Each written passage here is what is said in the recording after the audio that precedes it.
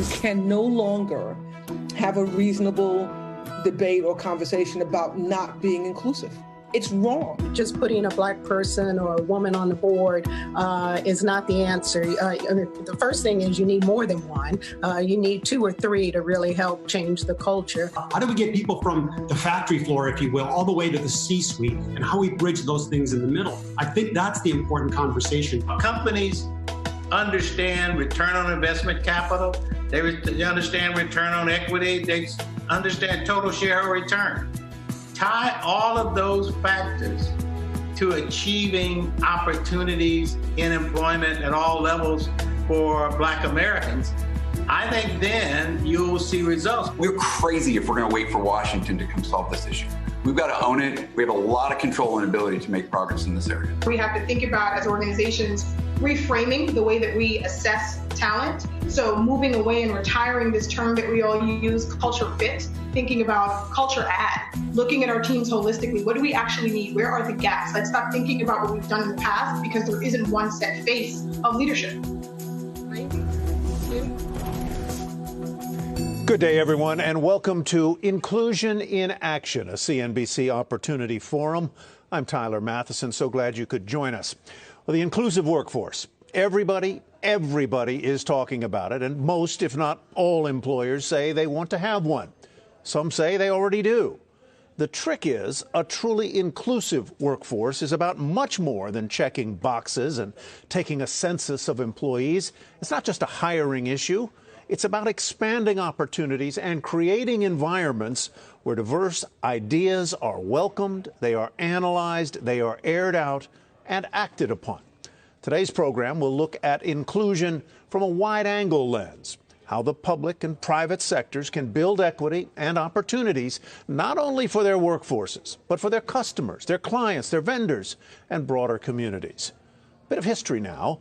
We launched our Inclusion in Action series last summer in the wake of George Floyd's death and the racial justice reckoning that spread across the country.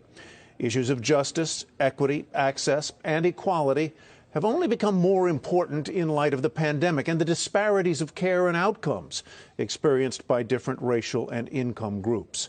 And in just the past few days, we've come face to face with yet another disturbing threat: discrimination and attacks against our Asian communities. To discuss all this and more, and to try to identify not problems but solutions, we have a wonderful lineup to share with you today. Among our guests, former Small Business Administrator Maria Contreras-Sweet, Tracee Ellis Ross, actress, director, producer, and founder and CEO of the beauty company Pattern, and Roger Ferguson, CEO of TIAA, the big investment company, and a former Federal Reserve Bank president. But we begin now with a special welcome and message from NBC Universal News Group Chairman Cesar Conde. Hi, everyone. It gives me great pleasure to welcome you to CNBC's Inclusion in Action event. We are so proud of this program and how we've come together to promote diversity, equity, and inclusion within our own company. In fact, the first Inclusion in Action event was one of the most watched CNBC events last year. Our most sacred responsibility at the NBCU News Group is to inform our audiences and create great journalism that reflects and represents all of the communities we serve across all of our platforms. Creating an inclusive environment for consumers, clients, and employees is essential for any business. It's not only the right thing to do, it's the right thing to do for our business. We need to hold ourselves accountable, and that starts by ingraining these values in our culture and our companies. Last summer, we announced our 50% Challenge initiative, which aspires for our own news group to be 50% women and 50% people of color. As a news organization focused on the future, we are not waiting for change to happen and simply react.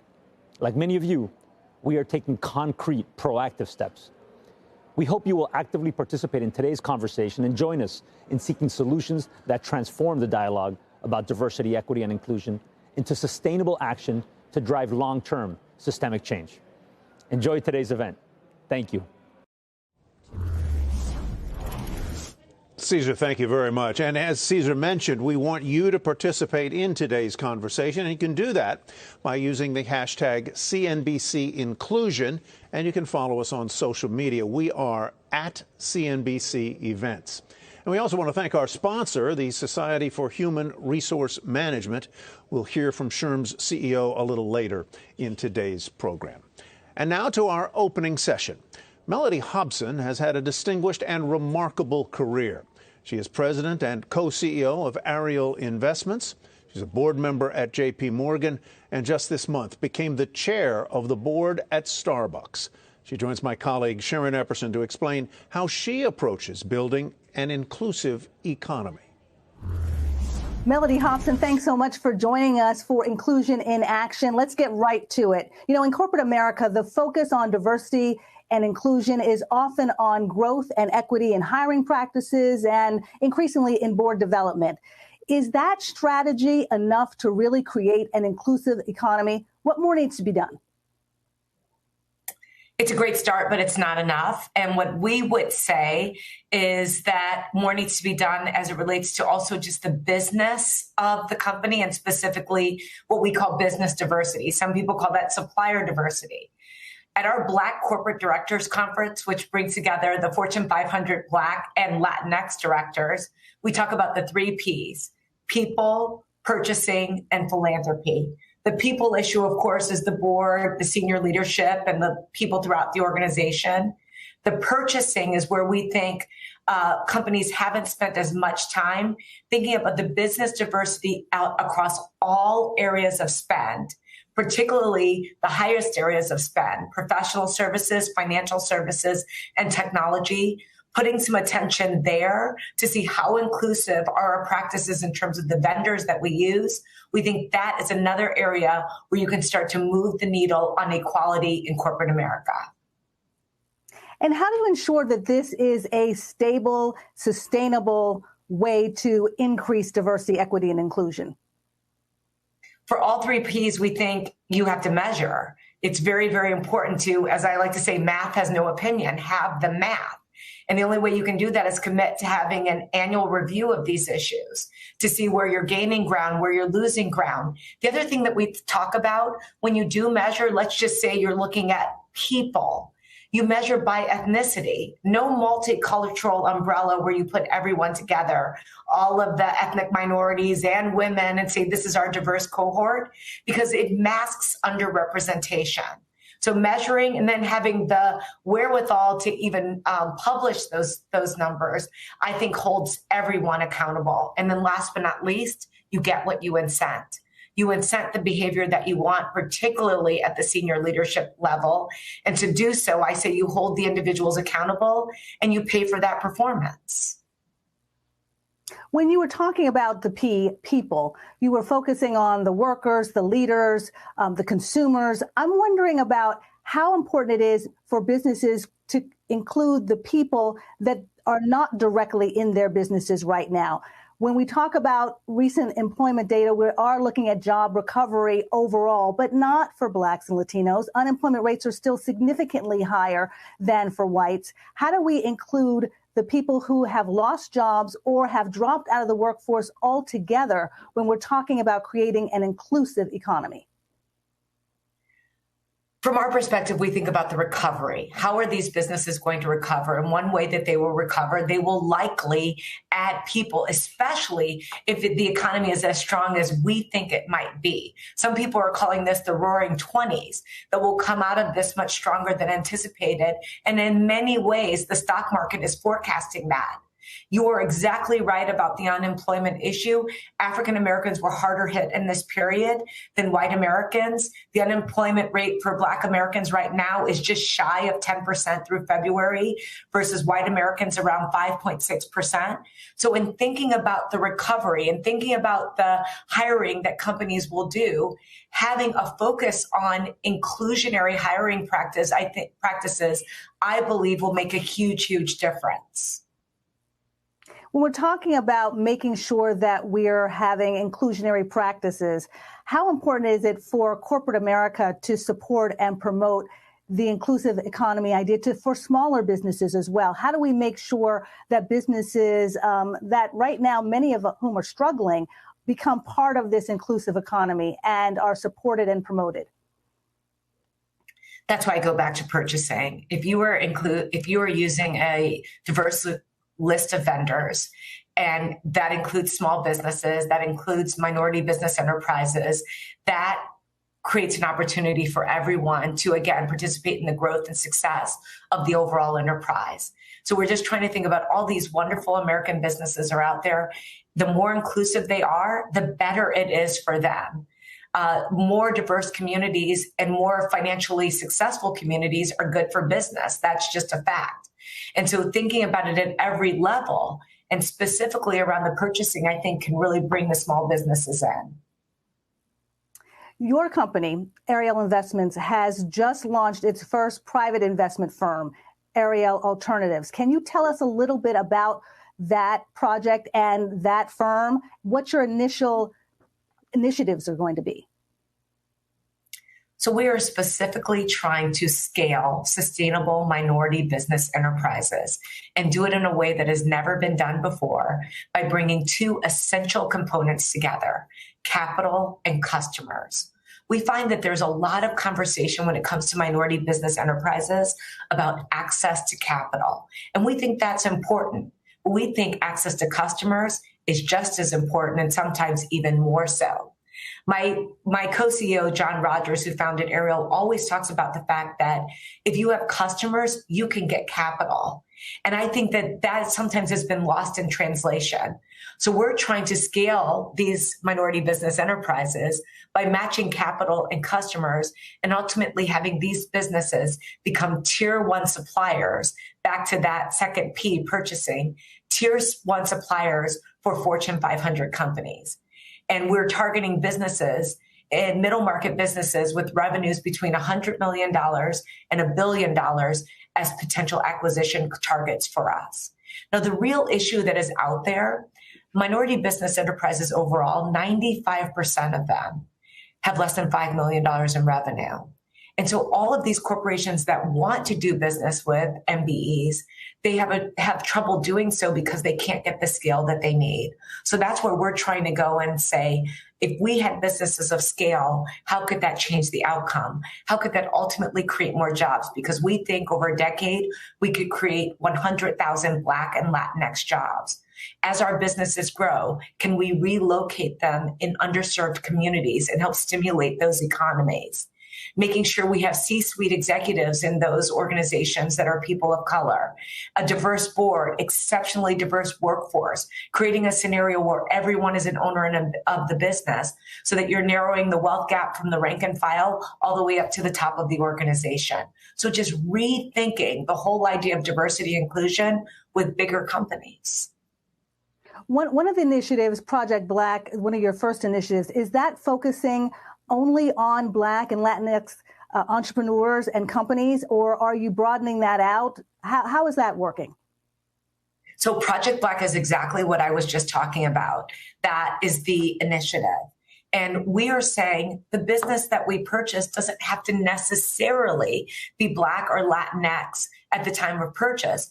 But by de facto of our ownership, the leadership we will install, the board, the attention to diverse workforce and the accountability that we will have there, de facto, the business will be, my word, minoritized through our ownership. And ultimately, again, people have to change their mental model of a minority business because these would be businesses of scale.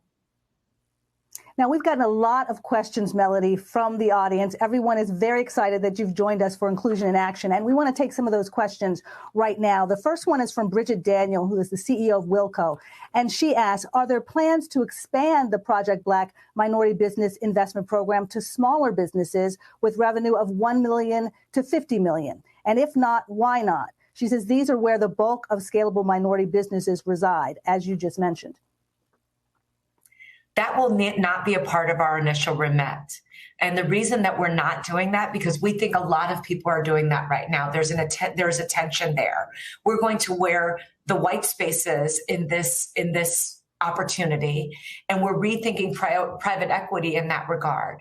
Now, we may buy a platform and then have add-ons that are smaller businesses that are existing minority or minority-owned businesses. So it doesn't preclude us to doing so, but our initial remit will be around these scalable, sustainable businesses. And again, the opportunity to add on to them and do bolt-on acquisitions from there. Excellent. Another question we have for those launching a new business comes from David Mirslav Grund, who's the founder of a company called Reflections. And he's asking you, how do I make inclusion and equal opportunity a clear competitive advantage in my communication, in my pitch, in order to attract the best matching investors for my company?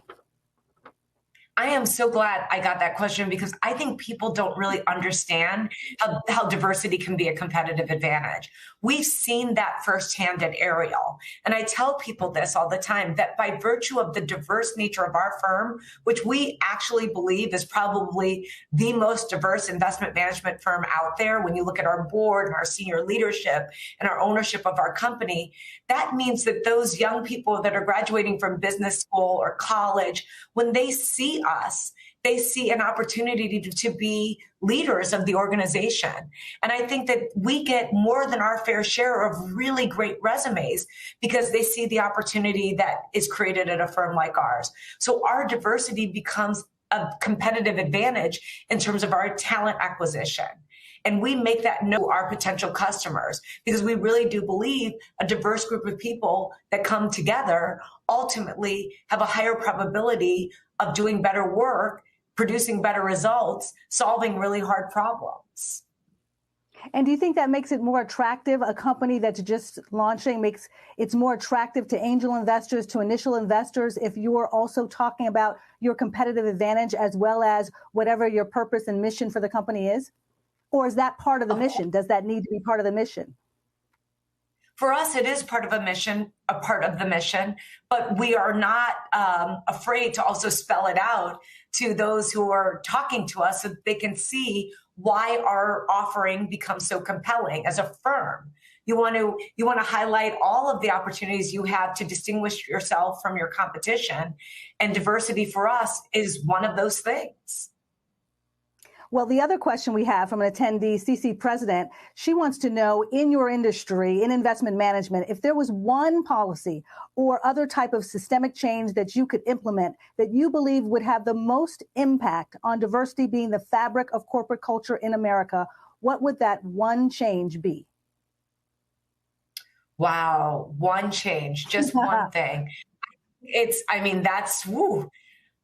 Silver bullet is probably incentives. I think that if corporate America really said, you're not going to get your full bonus if you don't have a diverse team working for you, I think we'd see some changes really, really fast. That's why I'm excited that we're starting to see compensation tied to these outcomes, that companies themselves have said these are strategic imperatives. That's what you read when you read annual reports. They talk about diversity being a strategic imperative. Well, I say if it is a strategic imperative, that there should be incentives tied to it. I want to get to some other questions now about, where we are in terms of the C-suite, in terms of people of color in the C-suite. You've been co-CEO of Ariel Investments since 2010, and you know firsthand how lonely it can be to be a Black CEO or a Black co-CEO, even in a firm like yours.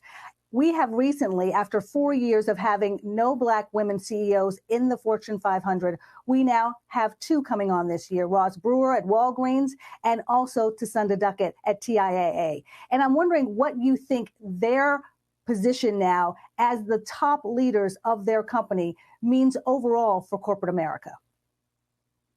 Well, it's a good first step. I'm really excited for both of them. Both are exemplary. I literally posted that if excellence were people, it would be Tasunda and Roz. I've worked with both of them directly as a board member of JP Morgan and as a board member of Starbucks. I know them really, really well, and they are best in class.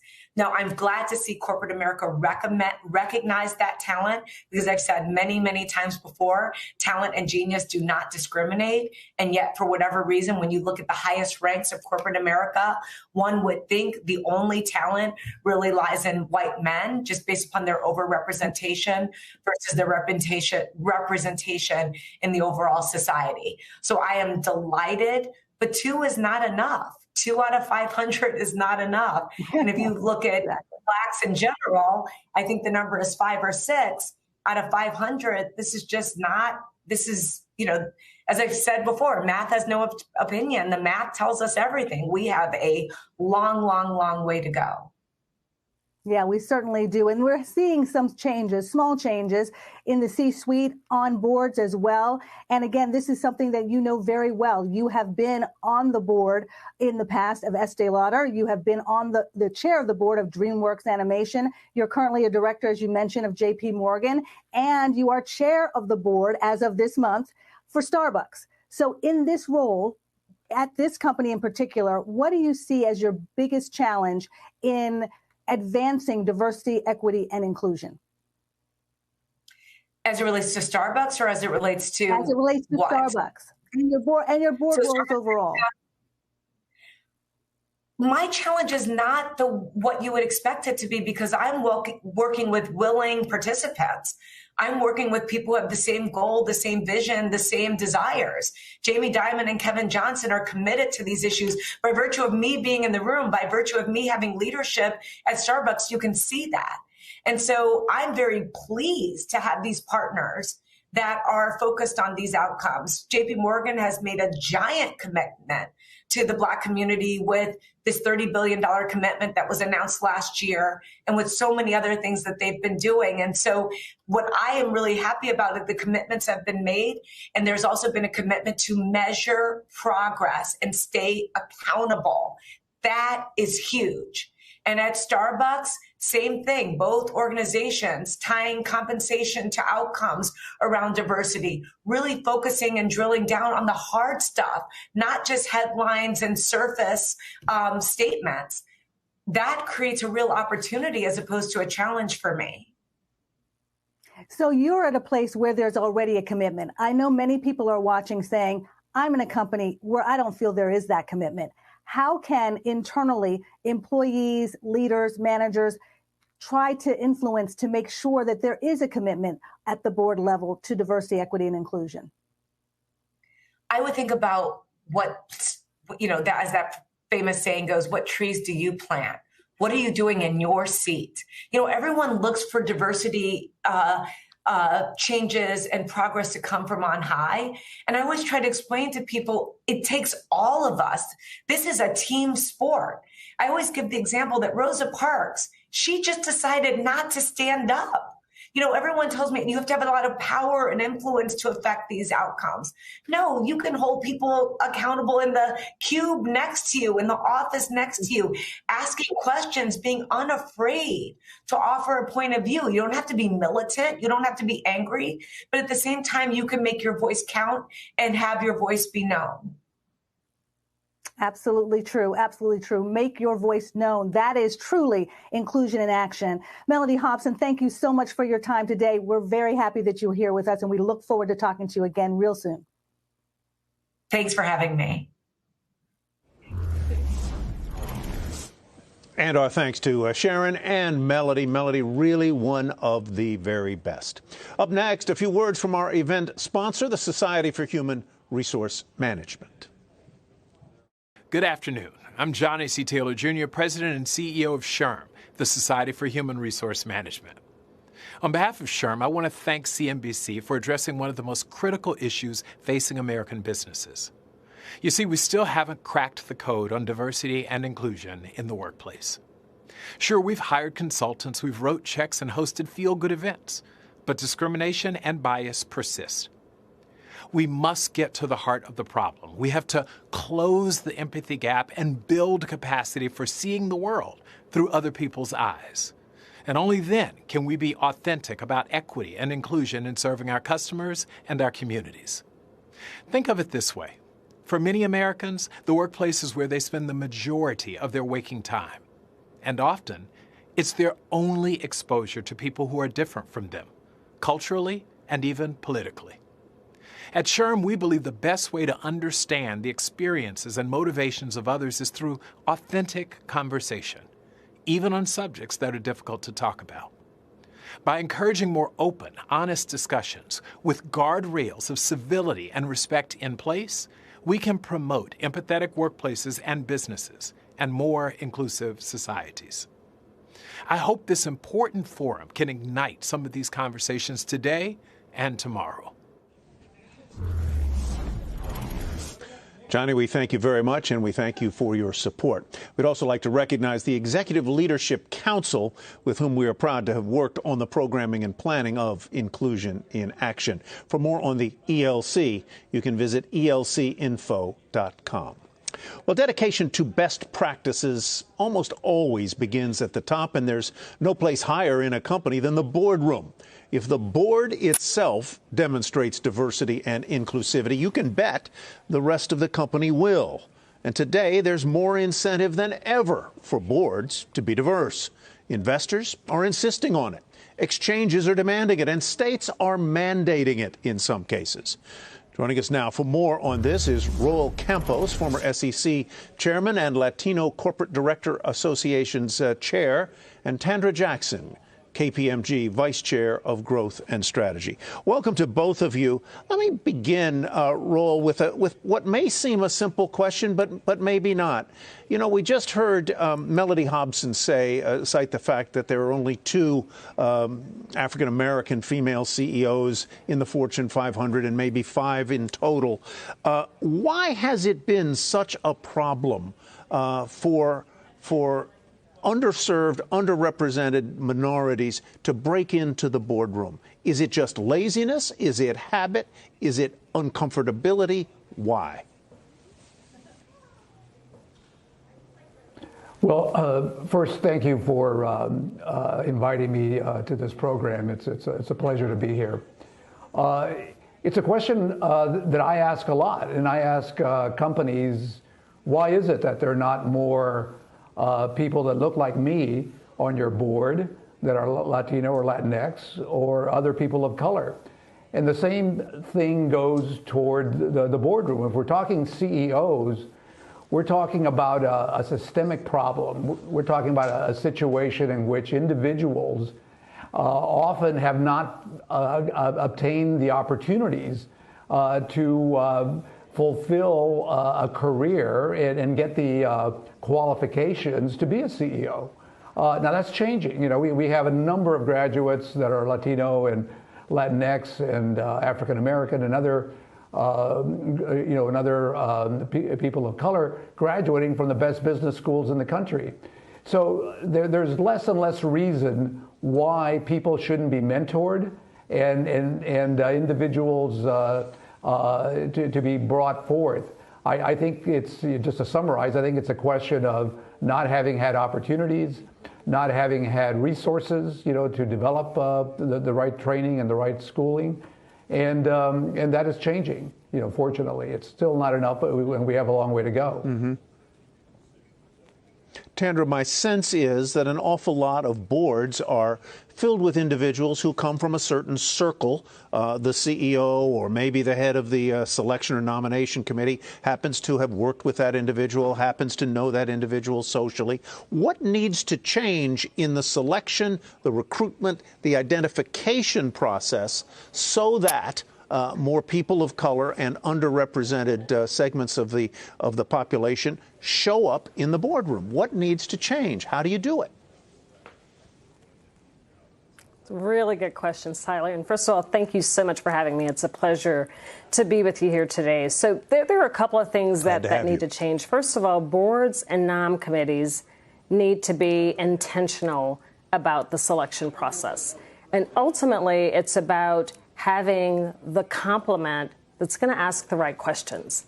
And you can only do that when you have diverse perspectives and backgrounds at the table, which to me, ethnicity and gender are a critical component of that. And so at KPMG, we have a board leadership center that advises Fortune 500 companies across the world in board effectiveness and in selection. And there are 2 key things that we've seen boards do well when they really get it right. Nom committees, first of all, focus on being intentional about aligning the board with the company's strategy and stakeholders. And if you start to think about the demographic of your stakeholders, it's your customers, it's your employees, it's investors and analysts. You think about those constituents and you start to really hone in on what are the types of capabilities and skills what's going to be most accretive complement of skill sets that we need and backgrounds that we need to be able to fairly represent and to think and anticipate the demands and expectations of our stakeholders moving forward. And the second key thing that boards will do that really gets at being intentional is around clearly outlining not only the skills, the background, and capabilities that are needed to serve that are going to be accretive to the company's strategy.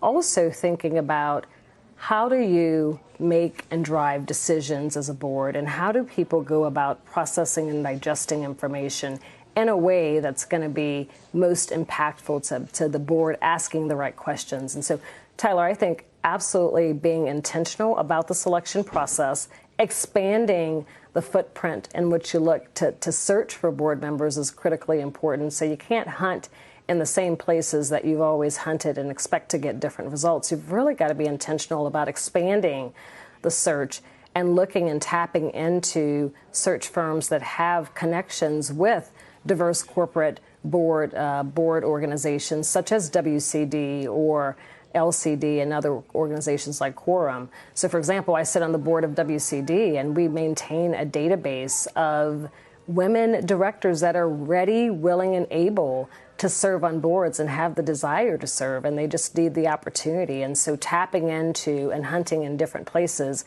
where you have lots of ready talent that's been developed is a great way to strengthen and to really drive that diversity that's needed to have a highly performing and effective board. Quick question and quick answer, Tandra. Do enough boards and CEOs and nominating committees know about those resources that you just mentioned? Do they know that there are resources out there that can plug them in so that they can fish in a different pond?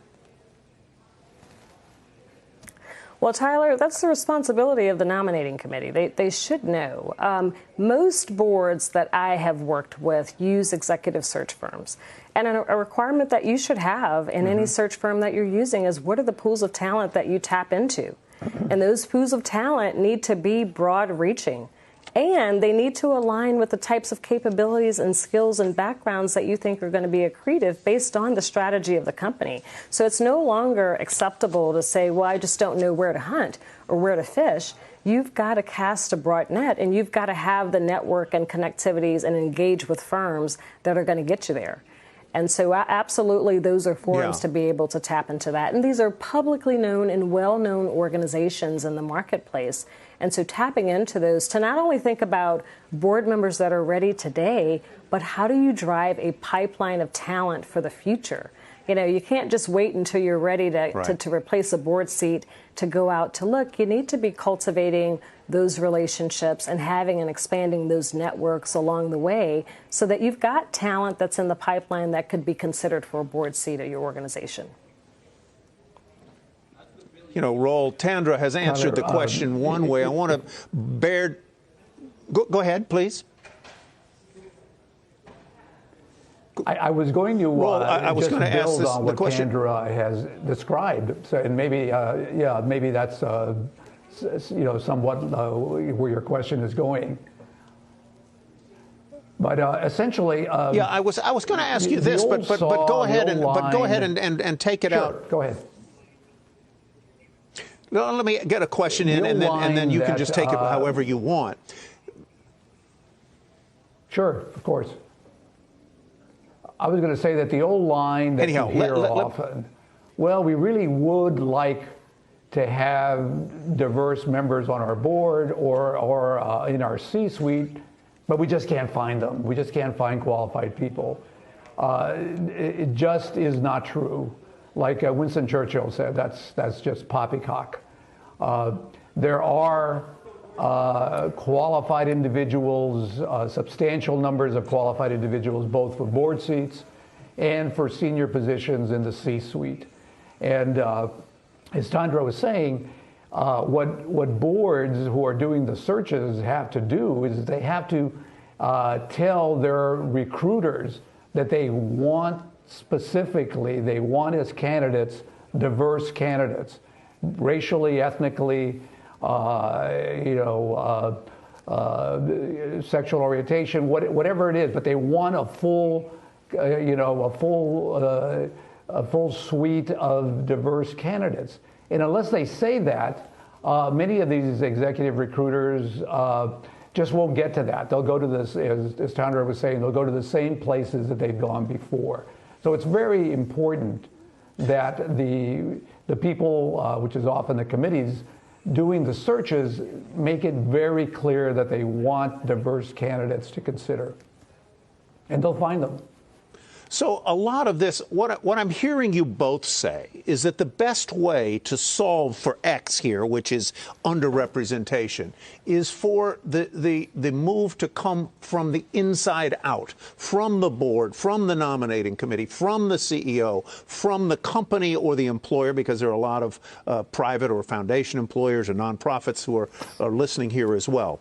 But my question, Roel, is what is the role of laws in doing this, or in institutional investors in setting criteria that where they say, as Goldman Sachs has said, we expect you to have a diverse board. We expect you to have a certain number of female members of your board or people of color. And in the case of California, we expect this. Are laws and the pressure from the outside, are they important in solving this problem?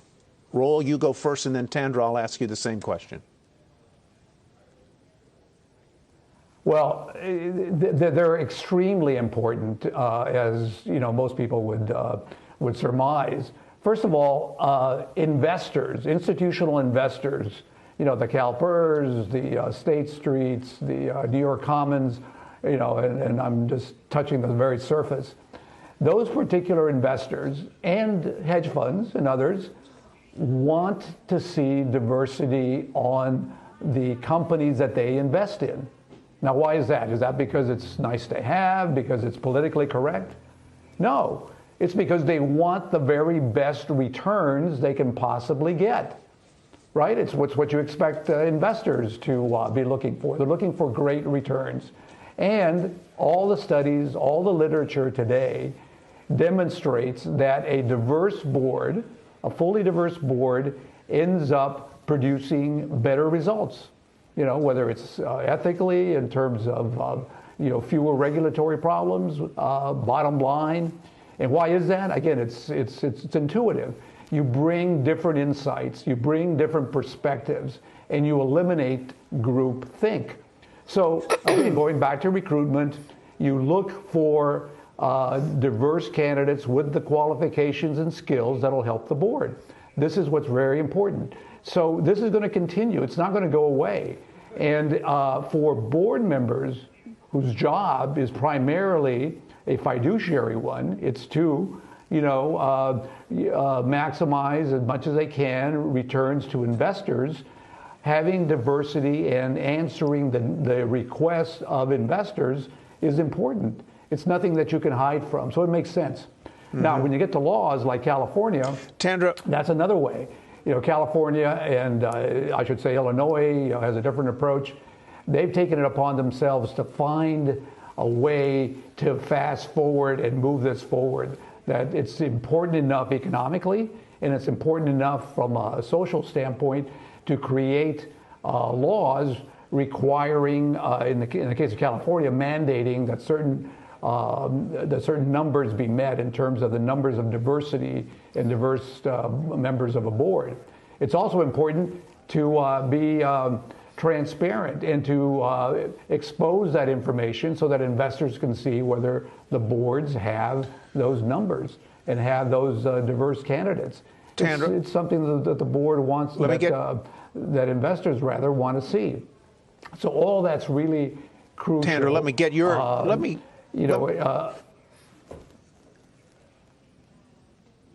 Tandra, let me get you back into the conversation and get your thoughts on how important or whether mandates are needed here, whether they are state by state or federal mandates that require a certain kind of representation on the board? What is the role, for example, of the exchanges in this, NASDAQ, New York Stock Exchange, or others?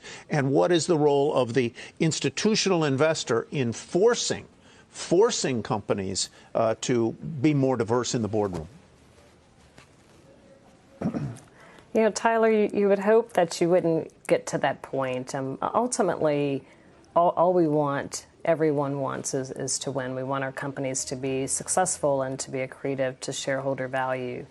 Unfortunately, sometimes we need to accelerate the pace, and that's quite honestly where mandates and incentives come in and are most effective at getting that velocity that you need to drive change. What gets measured gets done. And so while I'd love to say that, you know, really starting with people doing the right thing and recognizing that the most diverse and inclusive teams, no matter what the team is, whether it's a sports team or a board team or a management team, those teams that are most diverse and inclusive will ultimately yield the best results because of the different perspectives that you're bringing to the table.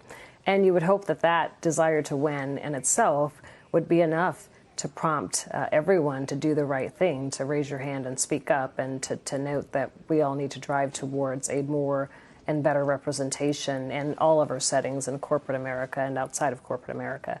But sometimes that reality doesn't happen. And that is where incentives and mandates can be quite powerful to drive the change that you need at the pace of which you need the change. If we're left to our own vices to achieve the change, it would take us a lot longer. I don't think we expect to get gender parity on boards until 2032, based on some of the latest literature. And that's a long time. And if you look at people of color on boards, then it's a lot longer than that because we're so behind. And so the mandates that could occur, whether it's a state-driven mandate, whether it's an investor-driven mandate, those really help drive change at a much more meaningful pace and rate than we're likely to get to on our own. So while I'd love to say that I wish we could start with everybody's desire to win and recognizing that inclusivity and diverse backgrounds and skill sets, which means people of various gender and ethnicity backgrounds, would be the most powerful to help position our organizations to win, we sometimes can't get there as quickly as we need to on our own, and that's when those mandates and accountability and transparency will really help drive the change in a much quicker rate than we would without them. You know, I'd like to get both of your thoughts on the following idea. Sometimes diversity can really be only skin deep. And really, if you want a diverse board, you have to look beyond the superficial background of the individual and look at what they've done, who they are, where they come from, not just whether they are Latinx or they are African American or they are Asian or they are female. So how do you solve for that so that it's not merely a head count check the box issue, but you are really getting, Roel, the diversity of thought, the intellectual diversity that you need for maximum return on a board?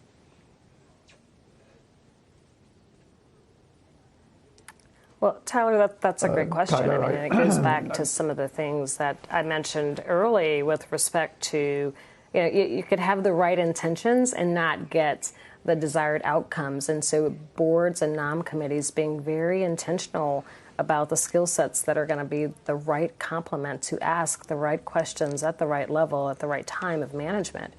And so boards have got to think hard about, again, aligning the experiences and skills that you need to serve on the board with the company strategy, aligning that as well with the stakeholders that the company seeks to engage with, whether it's employees or customers or analysts, investors, et cetera. So if you think about if your customers and as a part of your strategy, you're desiring to be more customer-centric, and therefore you are transforming the way that you enable and engage with your customers and serve your customers, then you might want to look for talent that's tech talent that is in a different age demographic, perhaps. That's going to drive you to a different type of diversity. But understanding and really being clear about what the skills you need and how that aligns to strategy, to your stakeholder groups, and then mapping that out in a matrix and not stopping there, being intentional about the decision-making styles and behavioral styles and board norms that you need to be able to drive the right level of engagement in the room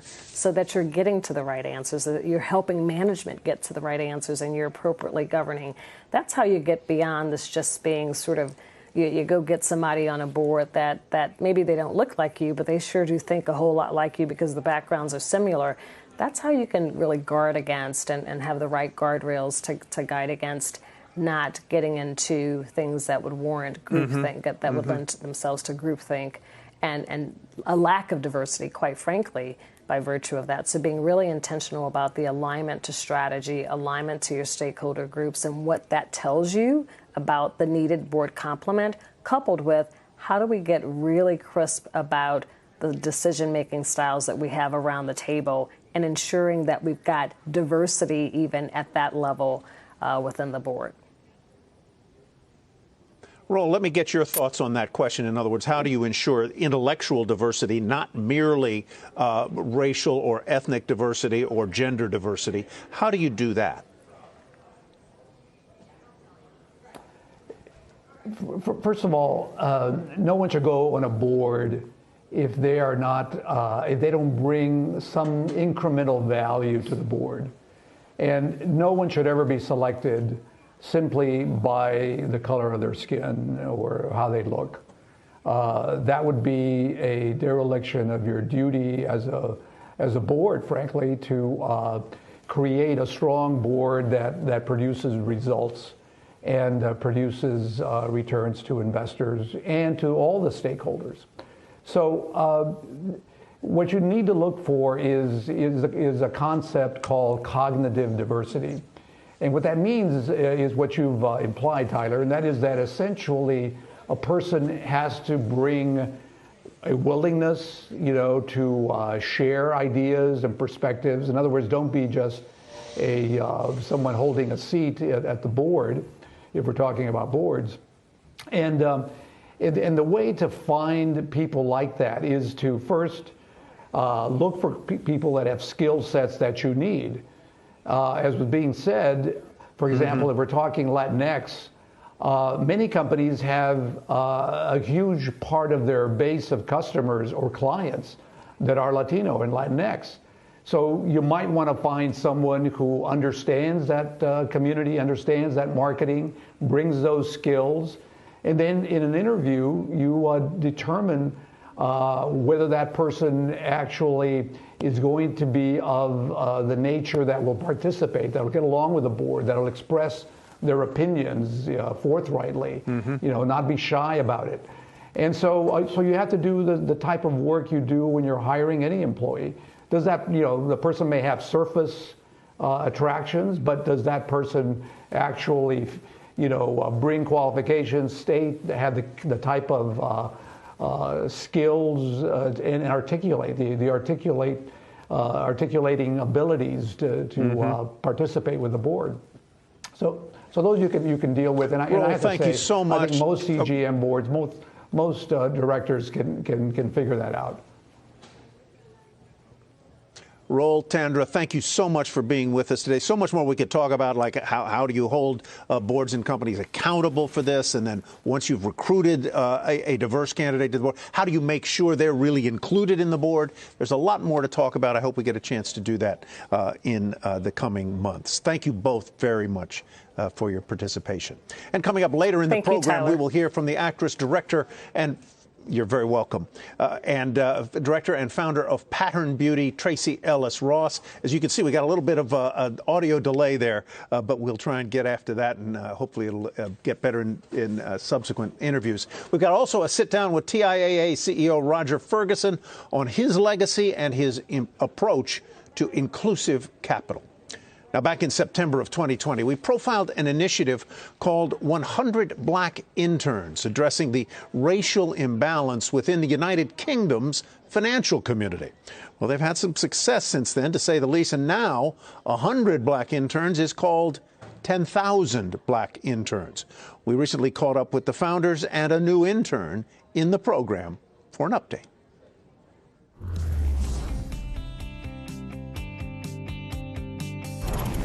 There's no doubt that this has exceeded all expectations. You know, I think there was a lot of discussion after the tragic murder of George Floyd, of course, in May last year. Lots of industries held up the mirror and looked and stared hard into the mirror and kind of said, well, what do we need to do to address what is clearly an issue that is not just in the United Kingdom, it's in the US. This is something that is we see it everywhere. We launched an expanded program called 10,000 Black Interns.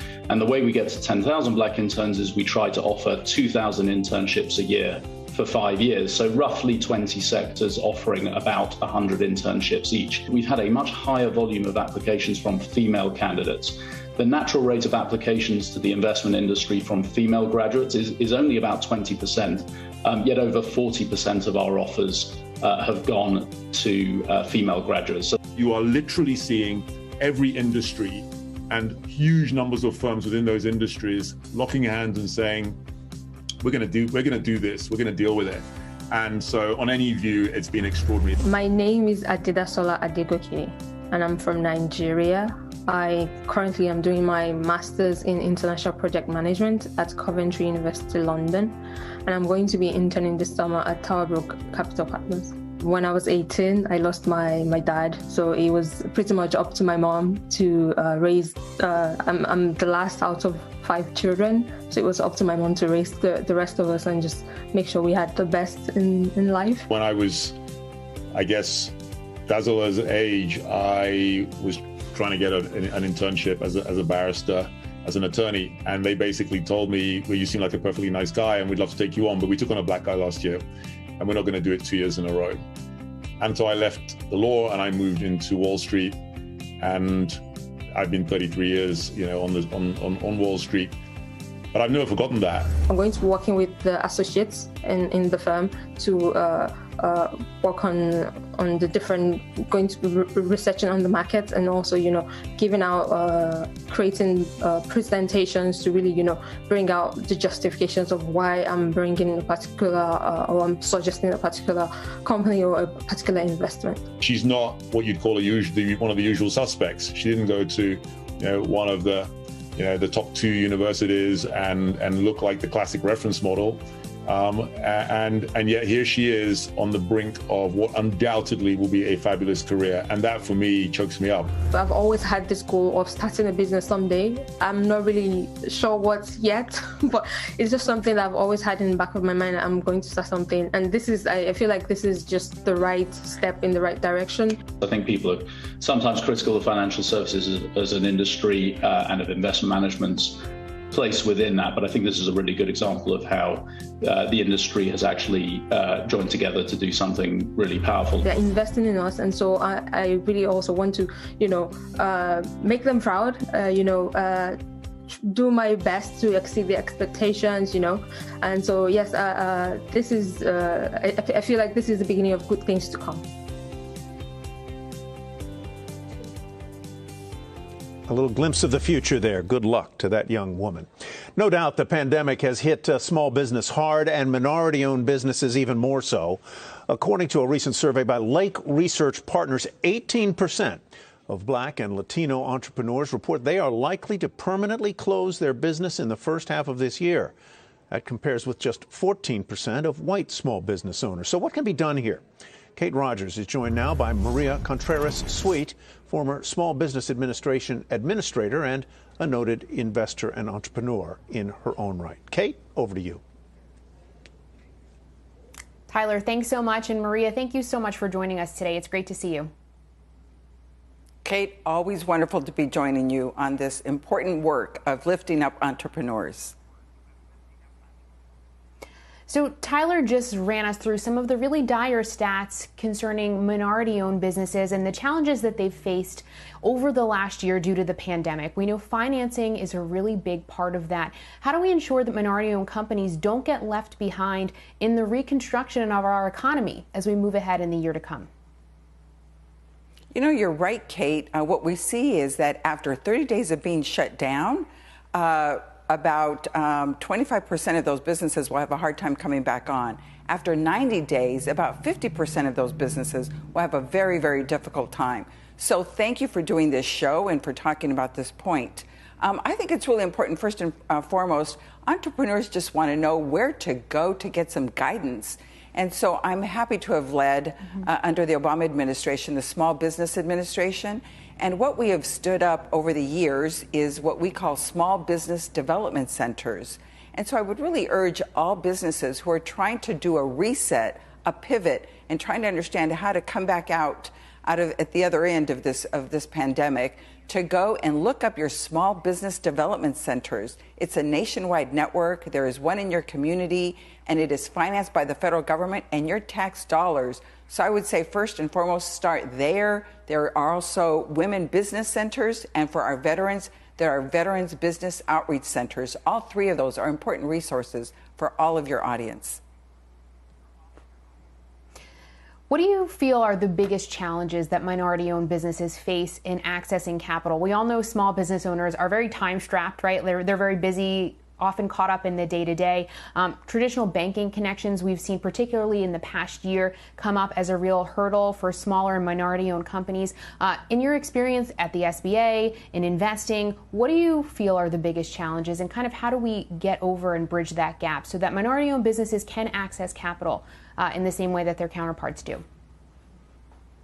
Well, that's another good thing about the U.S. Small Business Administration, is that if you go to your local bank and you ask them about the SBA loans, I don't mean to get technical here, but we have 7A loans, which are for small businesses, and we have 504s, which are if you want to do something more real estate oriented. And so I would urge you to go in because, you know, some people don't have a wealthy uncle, but they have Uncle Sam who can guarantee a loan for them. And so I would urge them to learn more about the SBA lending programs. That's a great point. And there's also, of course, the PPP, the Paycheck Protection Program, and the Economic Injury Disaster Loan Program. Both have been really key. There's, of course, a push to extend them even further out. Can you talk a bit about what those loans and accessing that capital can do to help struggling small businesses in the year to come?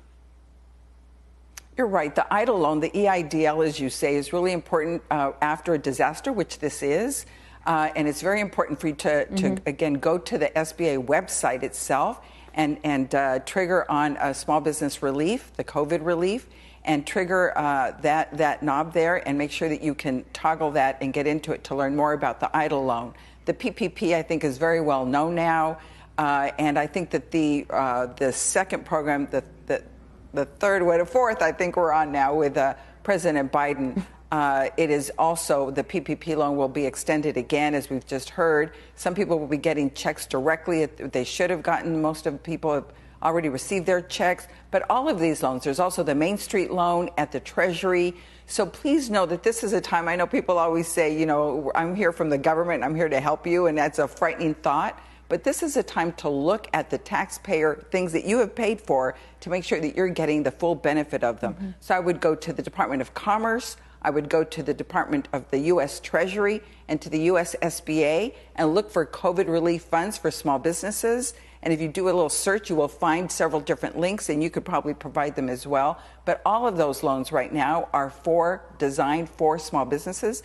And we want to urge everybody, this is an inclusive program, Latinos, Latinx, if you want to call them, African American community, the Black community, the Asian community. This is for women. This is for our veterans. This is for our seniors who have reimagined their career and are starting a business. I would urge them to please go and look up these resources that are available for you.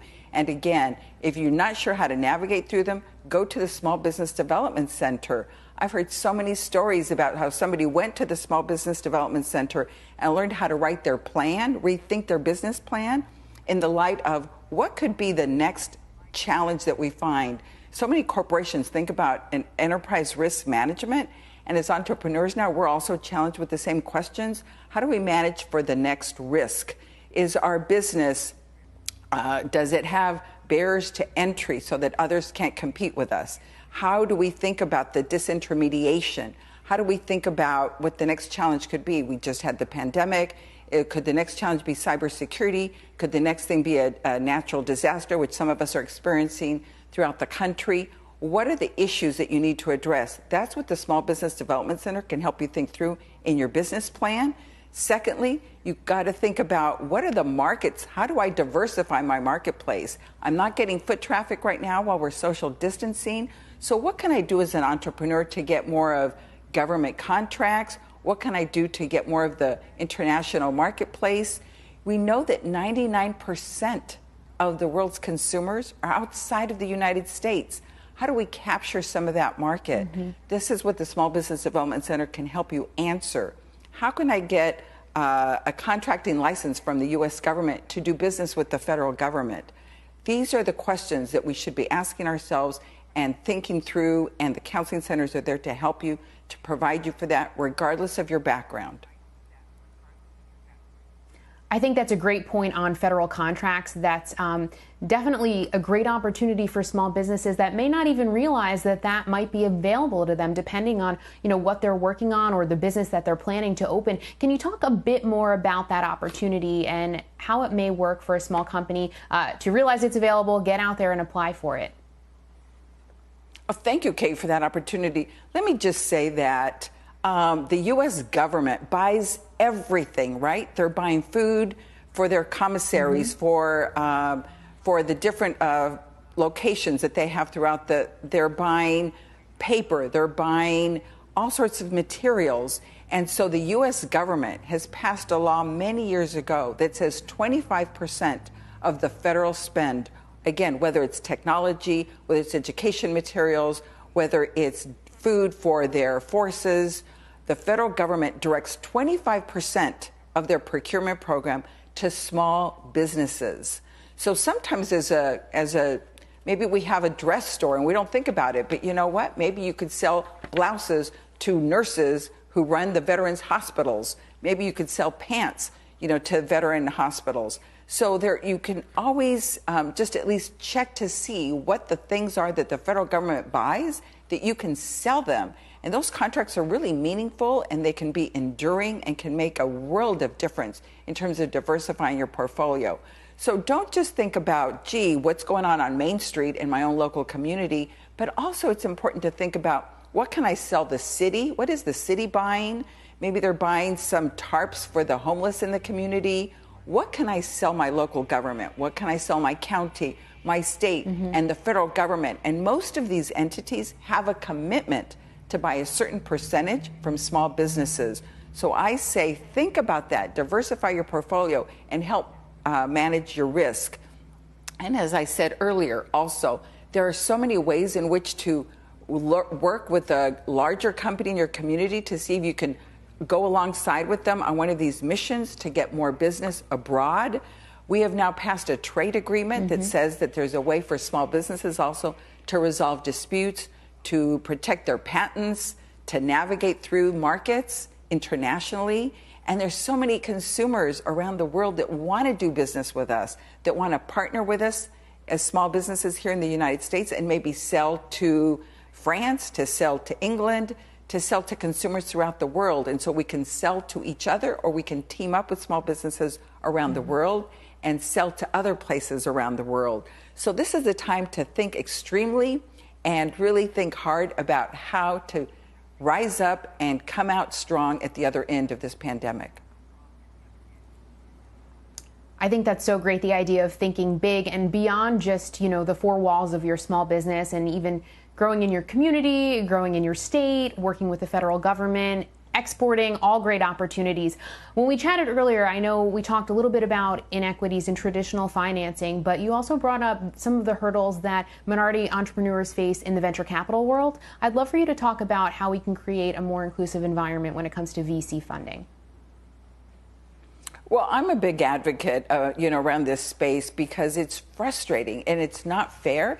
And we as women and people of color need to stand up and make our case loud and clear. And that is that today, venture capital, only 6% is going to women, and about 2% is going to people of color. And we know that we don't have just 6% of the good ideas. We're 2/3 of the population. We have to have, a certain percentage that's coming to us so that we can disrupt, that we can disintermediate, that we can launch a business that's responsive to our constituency. So I think it's important for us, and the power of CNBC is really, really very effective. That is to get the word out to say, remember, you have a pension fund, you have a savings fund. Those savings, whether it's managed by, if you're a state employee, if you're a city employee, by some public pension fund, or by your corporate, when you were working in a business, they had a pension fund. Those pension funds should be investing back in small businesses. They should be investing in people of diverse backgrounds, inclusive strategies. And so I say we have to challenge those people who are keeping our funds, those banks. You know where you bank, you challenge your bank. Call, write a letter to the chairman of the bank and say, where are you investing your money? In fact, recently I was listening to a podcast by Brian Moynihan, who's the chairman of Bank of America. And I was so proud to hear him say that he understands that the millennial population today, our generation, I'm not in it, our generation is now challenging bankers about where they're investing their money. And this is about impact investing. So we want to urge the companies that we shop from, we want to urge the banks that we leave our assets at to make sure that they're investing back in small businesses and in a very inclusive, diverse way. And diversity helps their portfolio. I mean, we're now seeing, and you've been showing, how small businesses are outperforming the large businesses, the scaling that's taking place. Every business started as a small business. And so it's important for funds to think about how they ride that wave up and how they can help our communities become restored and revitalized again. So we have to speak up and we have to become advocates for ourselves. And I know one more thing you are passionate about is inclusivity in hiring. We talked about Ban the Box, giving ex-offenders a chance to be hired and give them opportunities to work and join companies. Can you talk about why you're so passionate about that and the meaningful impact that that can have if everyone joins together to create more opportunity?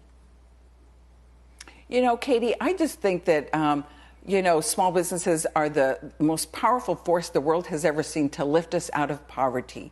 Entrepreneurship can help pave the way. I was born in Mexico. I came here at the age of 5. I couldn't speak a word of English. And yet somehow a small business gave my mother her first job because she couldn't get a corporate job and she couldn't get a government job. It was a small business that hired her in a poultry processing plant.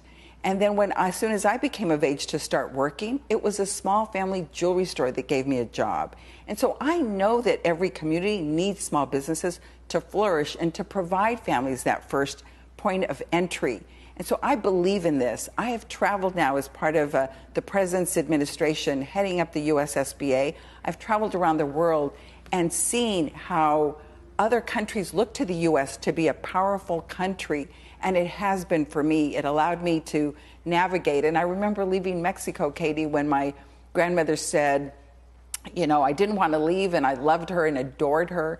And she said, but, someday you're going to, although we've been a family of migrant workers, someday you're going to be able to be working in an office and be a secretary. Only in the United States could I become a cabinet secretary and hold office. My grandmother could have never imagined that. But that is the power of what we have, the promise of America. And so I think it's important for us to continue to replicate those stories over and over.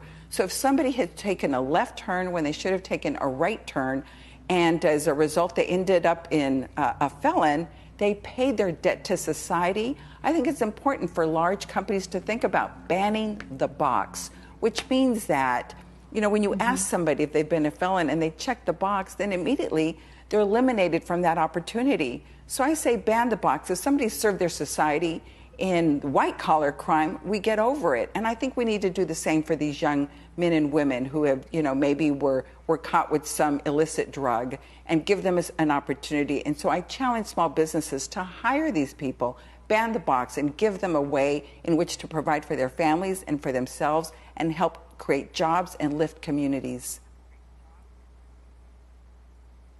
Great. Maria Contreras-Sweet, I think we're going to have to leave it there. Former SBA administrator, we so appreciate your time and insights on this very important topic. Thanks for joining us.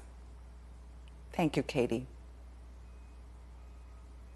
Tyler, back over to you. Kate, let me follow up with a quick question, if I'm Thank you, Kate. I was going to ask you a quick question, if I might. You know, a year or so ago, so much of the talk was about the PPP, the Payroll Protection Program, that was aimed to help small businesses retain their employees. As we look back on it now, how well did it work? Where does it stand now in terms of monies either undispersed or getting paid back? What can you tell us here? So, Tyler, it's been really key for many of the businesses that were able to access funding. More than 7 million loans have been made out, more than $700 billion allocated. In this latest iteration, $284 billion was set aside. There's still more than $100 billion left, and the Biden-Harris administration has really focused on ensuring access for micro businesses, so really small companies with under 20 or 10 employees, minority-owned firms, women-owned firms, veteran-owned firms. That was something that they wanted to focus on, as there was a lot of outcry about businesses being left out last year as money was kind of rushed out the door. So I think this year, in the later iterations of the PPP, there's been more focus on that. There's still a lot of money left over. The House just voted to extend the PPP through May 31st. The Senate's expected to also agree with that decision. And in the American Rescue Plan, another $7 billion has been allocated for small businesses in the PPP. So a lot of money left up for grabs. And the former administrator, I know, laid out a lot of resources for small companies to go to the SBA, inquire about this program and other lending programs that may be available to help them get through this. All right, Kate, thank you very much. Kate Rogers joining us. Well, the beauty and personal care industry in the United States generates roughly $90 billion a year in revenue, but a relatively small sliver of that is generated from products aimed at diverse communities. Our next guest wants to change that. And most of you know her as an actress, director, and producer. But Tracee Ellis Ross is also the founder and CEO of Pattern Beauty. CNBC's Roel Solomon sits down with her now about how she's giving the beauty business a makeover. Tracee, it's so good to have you with us. Really excited to have this conversation. You and your hair have sort of been a package deal, even in a lot of the characters that you've played. In fact, you once said, I've been marketing my hair since my social media started. It's a huge part of my beingness, of who I am and how I dress myself. Now I have a name for it. So the idea of you creating a hair care line seems to make sense, I think, for a lot of people who follow your work. But for those who aren't familiar, explain a little bit about the idea behind Pattern. Well, the truth is that my Pattern as a beauty brand started when it was a personal situation for me. So I feel like I could truly chronicle my journey of self-acceptance through my journey with my hair. And it took 11 years, 75 products, experiments of samples to launch Pattern. And long before I was on social media, I was walking through this journey with my hair. And I went from my own personal discovery to realizing that I was not alone, that there were so many people in this curly, coily, and tight textured community that didn't have products that really met them where their hair was, that supported their hair, how it naturally grew out of their hair, and that could really give them access to their most beautiful and juicy and joyful hair in their own bathroom. And so Pattern was born. Again, 11 years, took 10 years, 11 years from when the formula started. Yeah. Yeah. And the landscape for hair care, for multi-textured hair, has really changed, I think, in the last 10 to 11 years. And speaking of that consumer, right, the Black consumers spent $473 million on hair care and $465 million on skincare in 2018. And yet it does feel like Black hair care or multi-textured hair care has been sort of a niche or an offshoot of more mainstream products. Do you feel that investors or some of the partners that you maybe initially thought about were as receptive of this idea becoming a more mainstream product as opposed to a sort of a niche product? Well, the truth is that that's one of my missions with the brand. And it's also one of my missions that sort of guides me through everything I do. I feel like celebrating the joy, the beauty, the importance of, and the diversity and the power of Black people and Black women in particular is my life's work. And no, the reason it took 11 years to get this idea off the ground, you know, the first time I wrote my first hair care brand pitch was, I think, 12 years ago now, but it took 10 years to get anyone to understand that this is not a niche market. You name that number, right? And I don't think that number even cracks the surface. And unfortunately, our industry and the world still uses numbers as a way to qualify and quantify our worth. And we are so much more expansive than that. And so I think people are waking up to that. And the partnerships that I have had have really understood the vast importance of this curly, coily, and tight textured community. And it's the same way we see with the Crown Act, honestly. That the essential, how essential it is to have policy that safeguards our existence, our dignity, and our humanity is the same thing with having products that we can actually use to support our hair the way it grows out of our head. Yeah, absolutely. And if I may, as much as you feel comfortable sharing, how do you even sort of impart to people who don't have curly or coily hair or who don't really even understand? Some might hear you say, wow, that sounds like a lot of work for hair, right? So for those who don't understand what that struggle or even what that is like as a person of color, looking for products that meet your more unique needs, how do you even impart to people who may not understand that journey why it's so important to have products like Pattern? The truth is that is the reason that we need to go beyond just D&I executives and mastheads, to put on mastheads, that there is a real opportunity to break down this systemic misunderstanding of the economic opportunity that has locked all different kinds of people out of spaces. And I feel that those are conversations that I think are getting better and easier, but I don't think one needs to explain why you need to have products for your hair. I think it's a given, in my opinion. Yeah. No, I understand. Sort of like, do you need shampoo? Do you need conditioner? I think the difference is all different people need different things. And we need a world that actually matches the needs for each of us. And it's the reason why we keep talking about the diversity that needs to happen around tables. Otherwise our world continues. Like if the gatekeepers don't change the system, the system will stay the same. And we need to be, all of us, I feel like in all different industries, we're all still walking through how to make these changes. But the validity of my needs does not need to be justified. And I think that's the same for hair products, Mm-hmm. Mm-hmm. So how do companies move beyond, as you just said, right? Just the mastheads or the figureheads, the sort of the hiring practices and the diversity initiatives, which are important. But how do you move beyond just the goals and the benchmarks to even expanding diversity with the suppliers you work with, the vendors you work with? And how do you think that impacts a company's bottom line? Well, I mean, you just saw the study that came out about Hollywood, and there's like $10 billion on the table. You know what I mean? Like if you diversify, it actually does have a dollar effect. But I think what really needs to be looked at is the value that we bring. And historically, there hasn't been an infrastructure that could accommodate an anti-racist strategy, which means that the system, unfortunately, has been doing what it is set up to do. And I think that, as I said, we're beyond just the DEI executive that gets put into place. And there needs to be a clear intention to break down and dismantle those systemic places so that there's a space for economic opportunity that's locked others out. And I do feel encouraged by what's happening right now.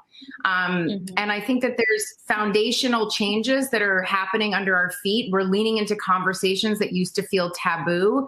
There's, I think that, I'm a part of a community of women who are still working and living, like you and all of us. We're still breathing these things in our lives. We're still experiencing these walls on a regular basis in our careers and in our lives, and we're pushing up against those cultural norms.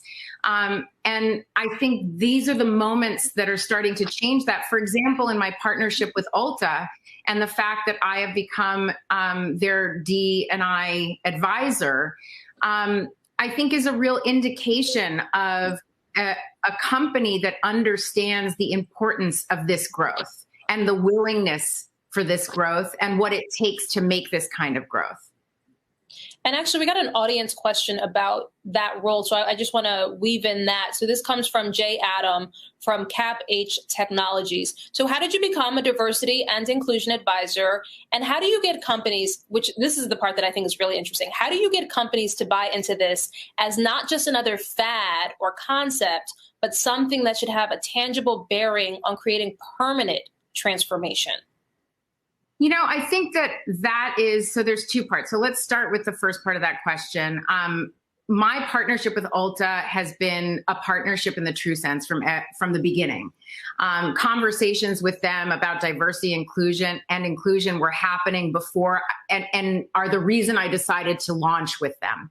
And this role for me is a natural extension of conversations that we were having already and that we were frankly strategizing about for a while. So my job as an advisor is to continue sharing not only my resources, but my lived experience, and particularly with an entity that's willing to have those conversations, they have a willingness to lean into foundational change. And so the other thing I want to say about that is that this is not, as we can tell, and as this question indicates, this isn't a retail issue. This isn't an industry issue. This is a societal issue that we are all working through and have been for quite some time. But how do we create foundational change and fundamental change that actually holds and stays? I think all of us need to lean into those uncomfortable spaces, be willing to bring along thought partners that are going to help us see the blind spots that we have and how to get through them, to really look at not checking boxes, but where the systemic oppression actually meets the road, like where the rubber meets the road and it's actually affecting people on a regular sort of day-to-day basis, to not be afraid to be transparent in the journey, because I think the more that we feel siloed off and think that our experience is so unique, we can't help each other move through and find solution. And I think root the market growth strategy for any business in diversity, equity, and inclusion. Like if it's anchored there, as opposed to in these other things, I think we all start working towards something better. Yeah, and that is the goal. Tracee, before I let you go, I want to circle back really quickly to pattern as we close this out. It's become a very, I think, maybe surprisingly, I don't know, you tell me, but it's become a very crowded, competitive space. How is pattern being received in the market? First of all, I'm so excited about that. I personally think that the more the merrier, the more the better. Like this is what I wanted when I was growing up. There were no choices. The choices were the same. Our little shelf space was back in a dark corner in the store. And it was the same products from when I was a child to when I was an adult. So I love that the space is crowded. There is a specific mission and intent behind pattern. It is to meet the needs of the curly, coily, and tight textured community. And also to be an active space where we are centered around the celebration of Black beauty, and we are the subject of the content and not the object. And so I think that specifically pattern is there to meet specific needs, and people should have choices. But I stand by pattern. I got to tell you, it's been my dream come true for my hair, and I think that the response has been extraordinary. We are in a space of expansion. It's selling out and we're growing. We're continuing to grow, which is all a very good sign. Yeah, and we do wish you continued success. I appreciate this time. Thank you so much. Of course. Well, thank you, Roel, and Ms. Ross as well.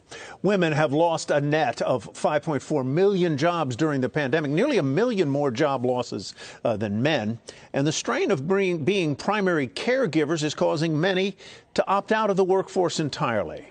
Reshma Saujani is founder and CEO of Girls Who Code, and she's developed an innovative plan to help women today. Ilan Moy joins her now with more. Ilan. Well, thank you so much for that introduction, Tyler. And thank you, Reshma, for joining us today. I think so many people who are watching this program sort of are familiar with you through your work on Girls Who Code and your efforts to close the gender gap in technology. But you've now identified a new gap, and that's in the amount of unpaid and unseen labor that's being done by parents during this pandemic. You've got a plan to tackle that. It's called the Marshall Plan for Moms. Tell us what it is and why it's for moms. Yeah, I mean, our labor market participation today is where it was in 1989. We lost 30 years of progress in 9 months. For every 3 mothers who have left the workforce, 1 father has. So we know that this pandemic is unduly burdening mothers. And that's happening for 2 reasons. One, it's the school closures, right? The uncertainty of schools have caused many moms to take the 3rd shift, drop out of the workforce entirely, go on food stamps, move in with their parents. And the second reason is that many of us found ourselves in jobs that weren't pandemic proof, like healthcare, education, and retail. And so we've seen a dramatic decline in our labor market participation. We've seen a dramatic decline in our mental health. Today, we find ourselves as nannies, tech support, doing the cooking and the cleaning, all the while trying to maintain full-time jobs. And we are done because we're getting crushed. And so we need a 360 plan, a Marshall Plan for moms to get us back to work. One that includes, basic income payments to mothers.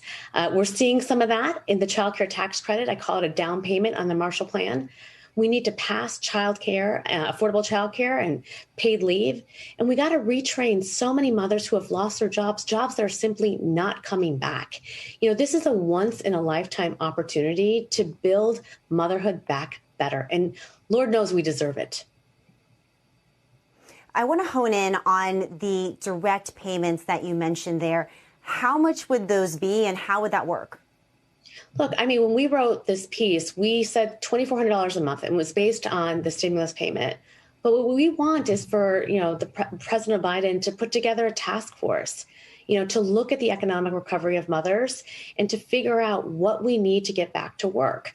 We recently was passed the child care tax credit, which is, $300 a month for families to almost every single family. I think 98% of Americans are going to get that, regardless of whether you're working or not working. That's a huge step.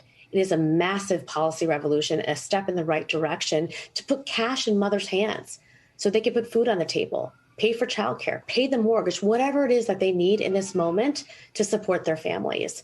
And we need to make sure that that childcare tax credit is not a one-year thing, but it's permanent. And I'm going to make sure that I fight with the president to make sure, right alongside with the president, to make sure that it is. One of the things that's so interesting about the way that this new child tax credit is structured and the direct payments that are in your plan is that, for so long, the way that we've approached the social safety net has been very defined. Food stamps are for food. WIC is for certain people. The child care, dependent care tax credit is for use at a licensed provider or a licensed daycare center. This is direct cash, straight up cold hard money. Why is that a better approach for giving people help versus including more strings attached, or some people may call it accountability in how people spend the money? Because every mom is not going through the same thing right now. Every parent is not going through the same thing, and I think that you need flexibility to figure out what is best for your family. That might mean food. That might mean childcare. That might mean paying your mortgage. And I think we need to trust parents to do what's best for their children. This crisis has forcing us to think about things differently. We never recognized unpaid labor before. We never saw the work that mothers have done. We have operated as America's social safety net. And guess what? It's not done like that in other countries. Estonia, Germany, Norway, Sweden, these countries have more protections, more rights, more resources for mothers and parents. We treat our mothers and children, differently in this country than we do in other places. And we cannot be left behind. We have to lead the way. That's what it means to be American. It's so funny as I've been, launching this Marshall Plan for moms, so many mothers from across the world say that the moms that they feel the most sorry for are American mothers, because they think that we have the least amount of resources, the least amount of respect, the least amount of support. And that's got to change. There's a populist mom's rage that has been ignited right now. For so many of us in the beginning of this pandemic, we were simply just grinning and bearing it. Now we're just done. Do you know how scary it is to think that policymakers in our country thought about a model called hybrid learning, where someone, i.e. me, would have to log on our children at 9 o'clock, 10 o'clock, 11 o'clock, and 12 o'clock, all the while doing your full-time job, and they didn't even ask us. And the evidence shows that in states that have more remote learning, there's a greater job loss for mothers. And it still hasn't shifted. It still hasn't changed. And it just shows that there's such a lack of regard for the work that we do, for the value that we provide. But here's the thing, moms, we're not taking it anymore.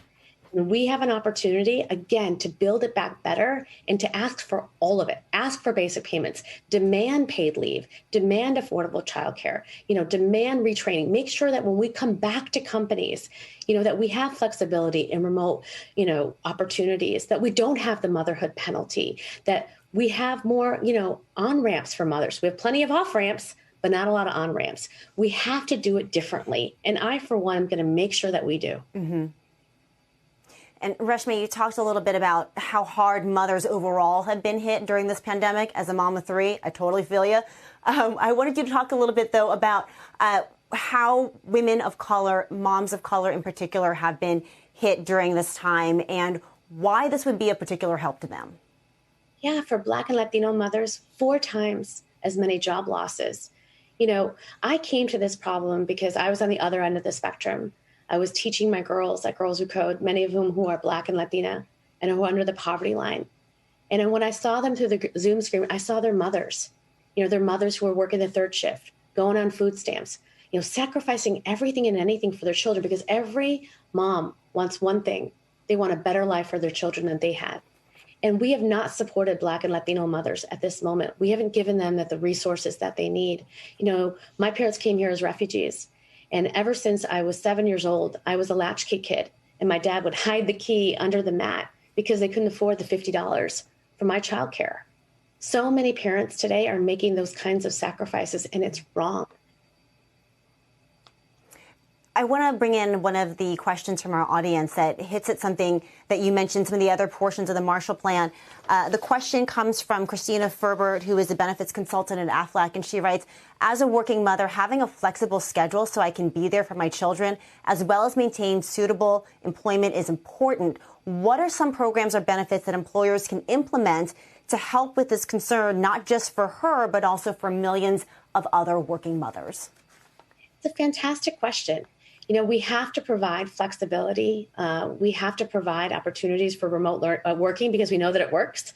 Look, I think that every company that can afford it should be offering universal childcare. They should be paying for it as a benefit.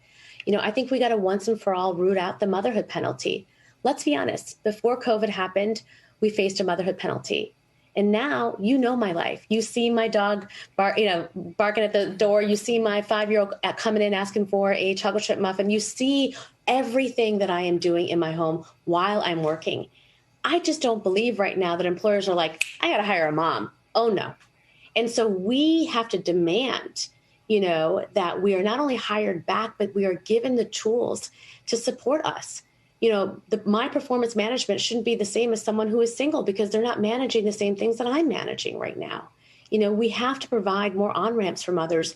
Returnships are a start, but what else can we do? What else can the private sector offer? What frightens me right now is I don't know if companies are planning for us. I don't know if companies are planning for the return of mothers into the workforce. Planning for the return of mothers into the workforce who are bearing more than just their jobs. We are literally holding this country on our shoulders. And for us, so many of our children, because of this past year, they're broken. And even if the schools open up full time in the fall, our kids are so far behind that, of course, you know what I mean, the onus is going to fall on us to make sure that we catch our children up. But Reshma, why is that? If I may ask you a very blunt question, why is this a problem for moms, and why is the solution to address moms? Let me just say it. Where are the men? Where are the dads at? And what can we do to make sure that they are equal partners in this process? You know, listen, here's the thing. I agree with you. And I think that we have to talk about the world for what it is right now and not what we want it to be. You know, when I started Girls Who Code, people said to me, well, shouldn't all kids code? Yes, they should. But the reality is that we have lack of gender parity in the tech workforce. And so we have to design a solution for girls. Similarly here, 86% of the homeschooling this year was done by mothers. 86% of the housework in the world is done by mothers, right? So things haven't changed. Just because you call it parental leave doesn't mean that men are going to take it. And here's the thing, you know, many of us were locked in our homes with our spouses. You can't even call this work unseen anymore, right? They saw us do the extra laundry, make the puree, right? Walk the dog, all the while running the largest women and girls organization in the world, and nothing changed. And I believe that nothing changed because they know that that work is not valued, you know, that it's not respected. Maybe what we need to do is actually value that work, include it in our GDP, change the way Social Security law is, change the way the marginal tax rate is, actually make legal changes and put a value on it. Maybe if we do that, things will change. But we can't simply hope that it will, because guess what? We've tried that strategy and it's not working. And I don't know about you, but I don't want another job. I don't want to be blamed for my husband not doing his fair share, right? Or to be given the task of figuring that out. That's a societal problem. But you know what? I think men get it. You know, we had 50 men, Steph Curry, Don Cheadle, Colin Farrell, both of our secretaries of education, you know, sign a letter saying, yes, we need a Marshall Plan for moms. Maybe if we call it for what it is and we recognize what mothers have done at this moment, maybe then it will change. Reshma, thank you so much for having this really fascinating, important, innovative conversation. I know it's going to be a big topic of debate on Capitol Hill and around the country in the months to come. Tyler, back to you. Elon, thank you very much. Fascinating conversation, provocative ideas across the board.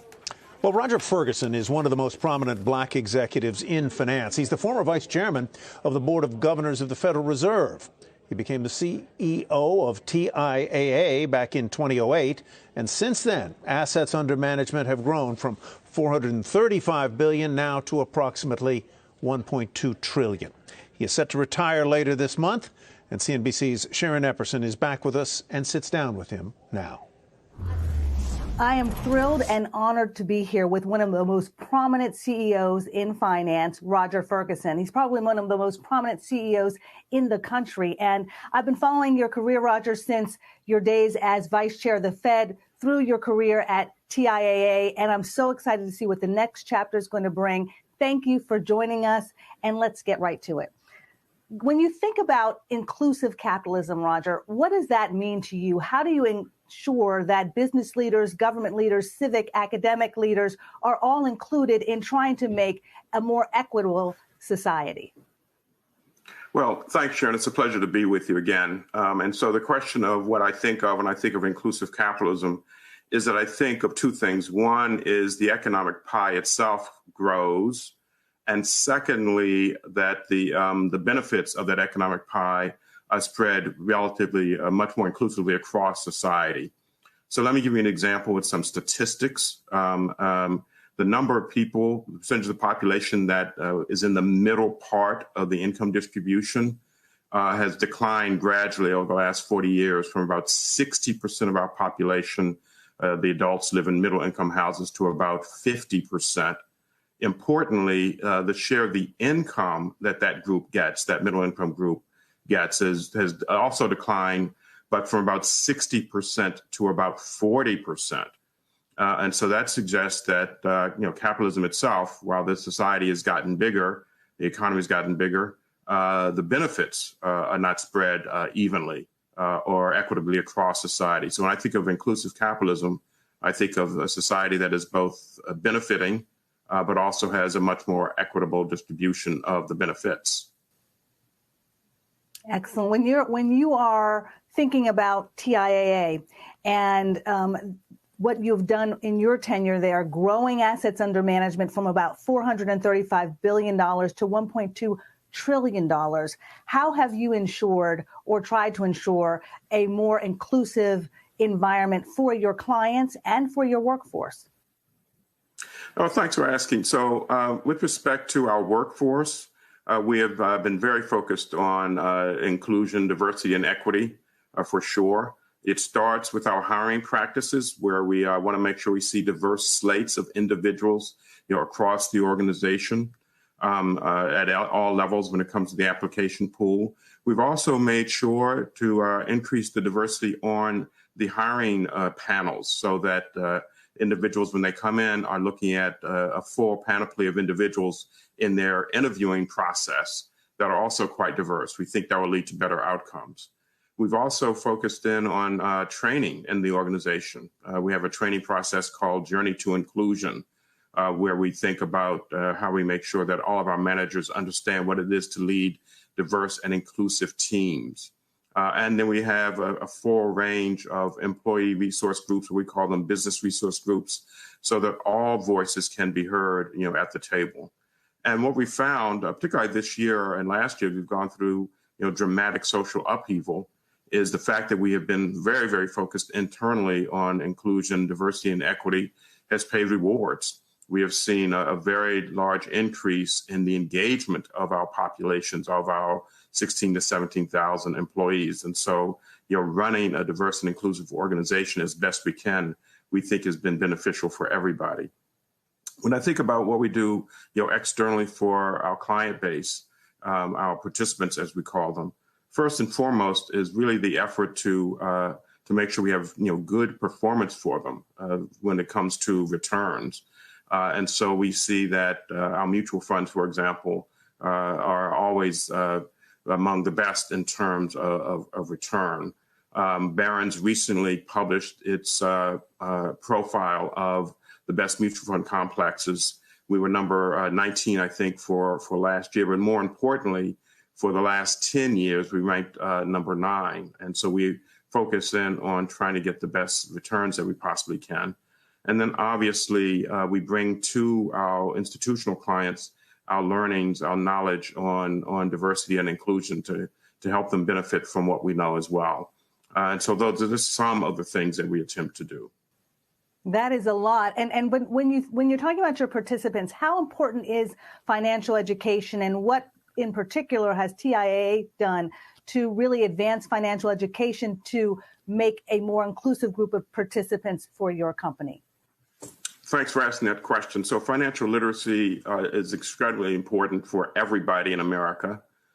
We know that those who are more financially literate tend to have fewer problems with debt. They know that they tend to save more. They understand the importance of more investments and a diversified portfolio. What we've been doing is trying to use both modern techniques and other techniques to help people become much more educated. For example, we have a website called FinSites that is really geared towards financial literacy and financial education. We also have been partnering with Savvy. Our population, the folks that we serve, tend to be in the higher ed, not-for-profit sector, as you well know. Those individuals often benefit from the possibility of government support or repayment of or forgiveness of their student debt. But that process is pretty complicated. So we have partnered with Savvy to help many of our participants take advantage of the student debt repayment capabilities that are available for individuals in the not-for-profit sector. So those are just a couple of examples of working hard to increase financial literacy among our population, the participants that we serve in the higher ed and the not-for-profit sector more generally.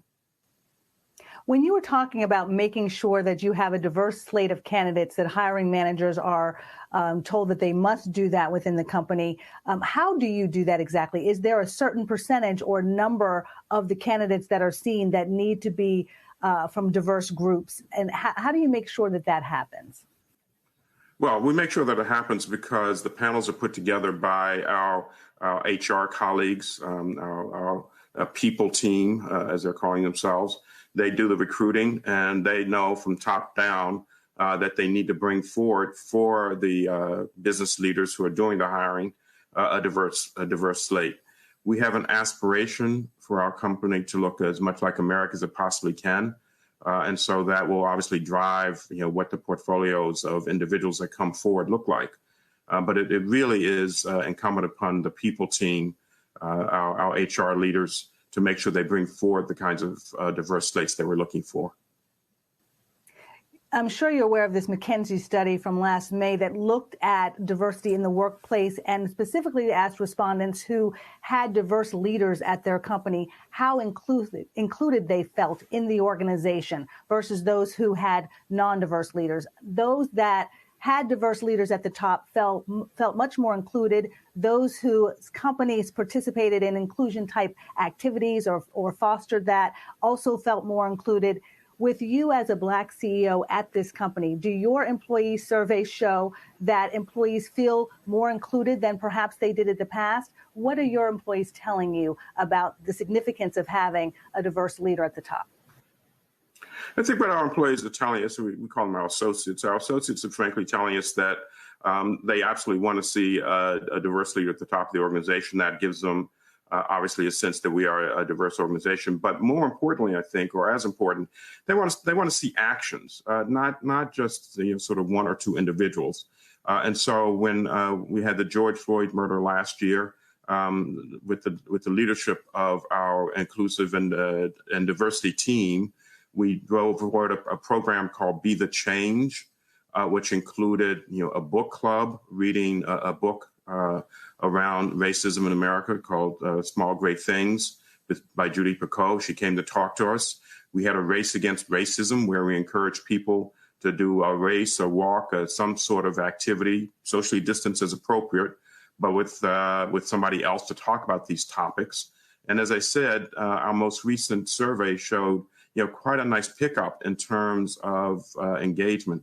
Importantly, to your point, some of our populations that may have be underrepresented, African-American women, for example, underrepresented in the workplace in general, and in society, as we know, have had particular challenges during the pandemic.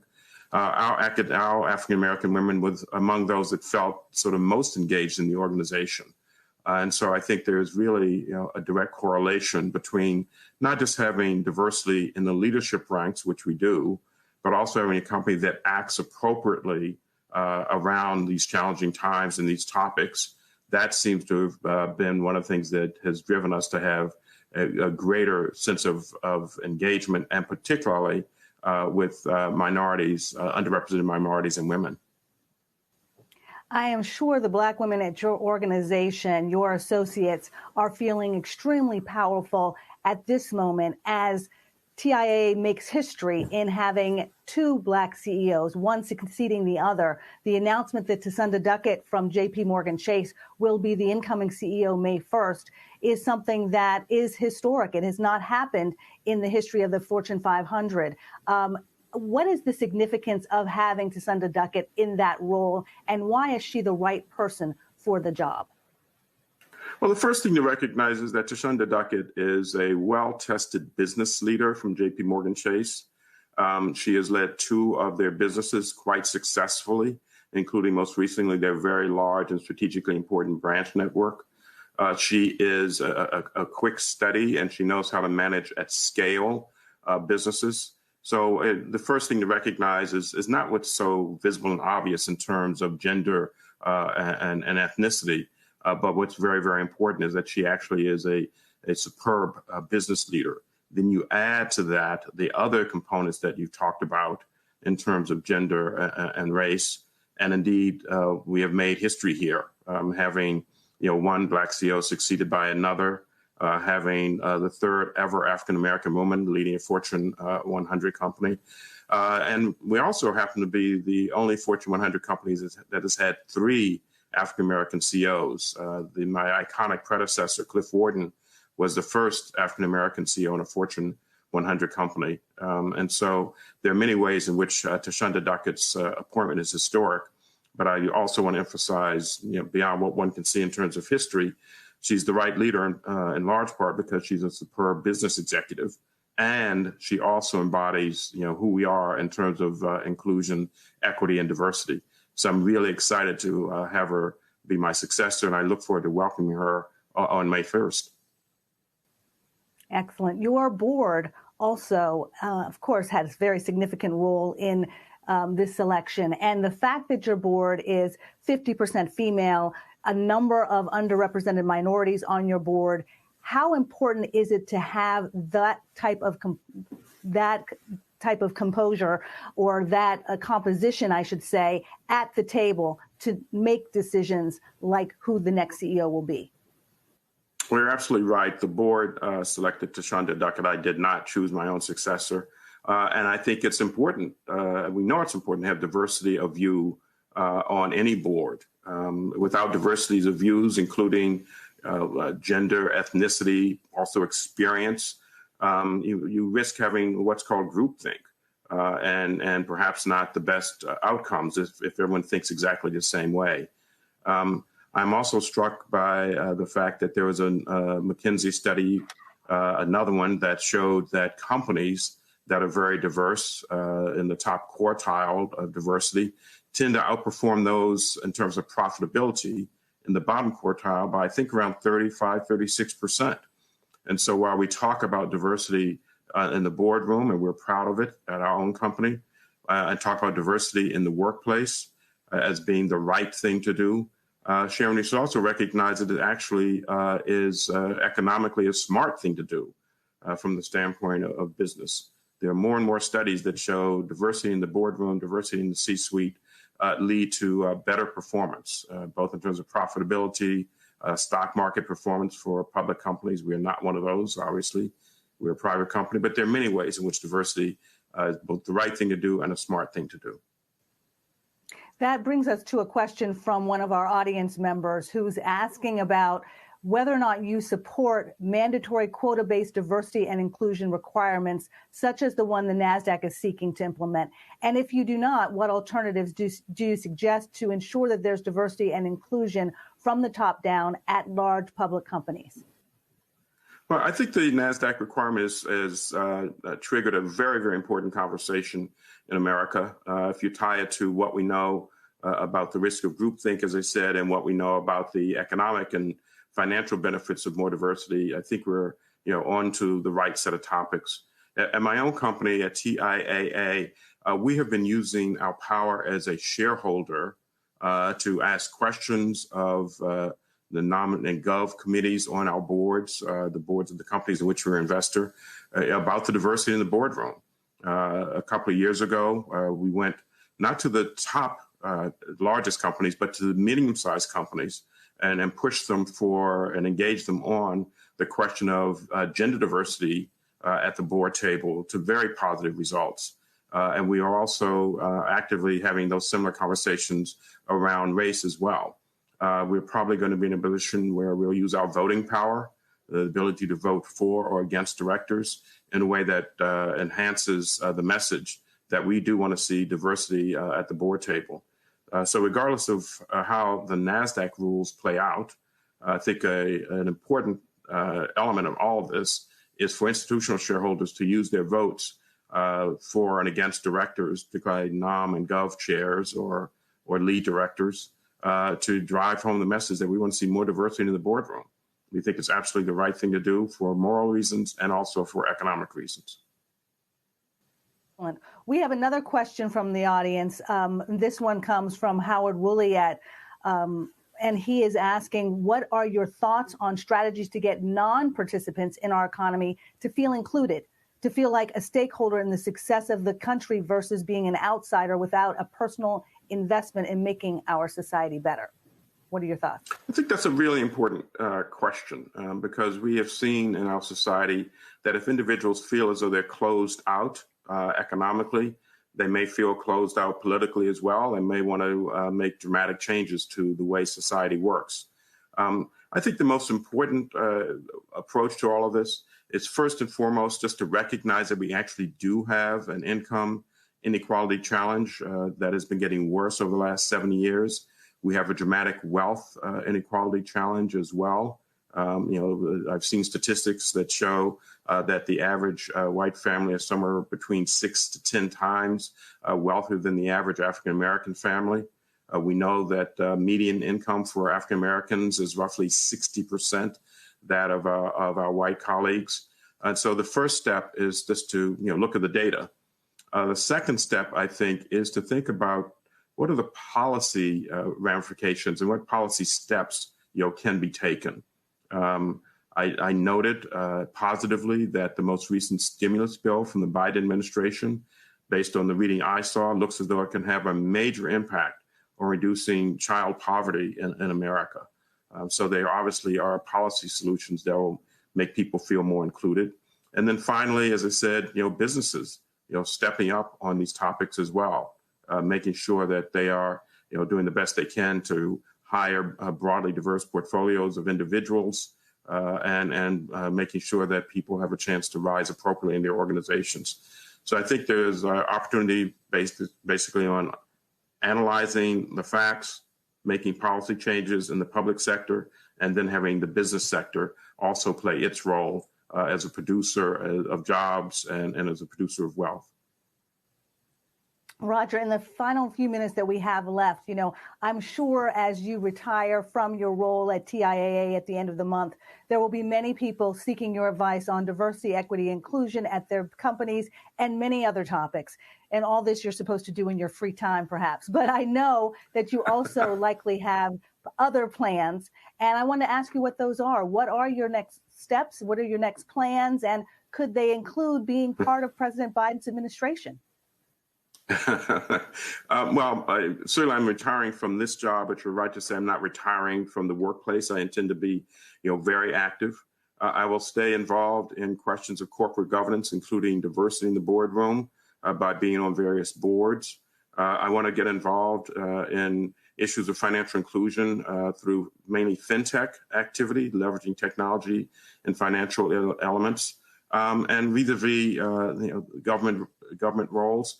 I would say it's really, up to the Biden administration to see how they, if at all, I think they might use me either as an advisor or otherwise. But I'm at this stage very, very focused in on finishing up my role here at TIAA and then, opening up the next chapter. And I'm looking forward to the opportunity to continue to be relevant and involved in all the conversations similar to the ones that we just had. Well, we certainly look forward to having you in many more conversations on CNBC and with our CNBC events. Thank you so much, Roger Ferguson, for joining us today. Be well. Take care. Thanks again. Thank you so much for inviting me. Thank you. And thank you, Sharon. And thanks to all of you for joining us today. We hope you came away with a broader sense of inclusion and some ideas you can share within and with your organization. Now, to rewatch any of today's sessions or more Inclusion in Action related coverage, visit cnbc.com/inclusion. That's the web address for you. And thank you again to our sponsor, Society for Human Resource Management. Coming up on March 30th will be CNBC's At Work Summit, and we will examine there how influential companies are shaping the work of tomorrow. Keynote speakers include Reid Hoffman, Sarah Guo of Greylock Partners, Carolyn Wanga, CEO of Essence Communications, and actor and author Matthew McConaughey. He promises to drive up in a Lincoln. Ladies and gentlemen, thank you so much for joining us today. I'm Tyler Mathisen.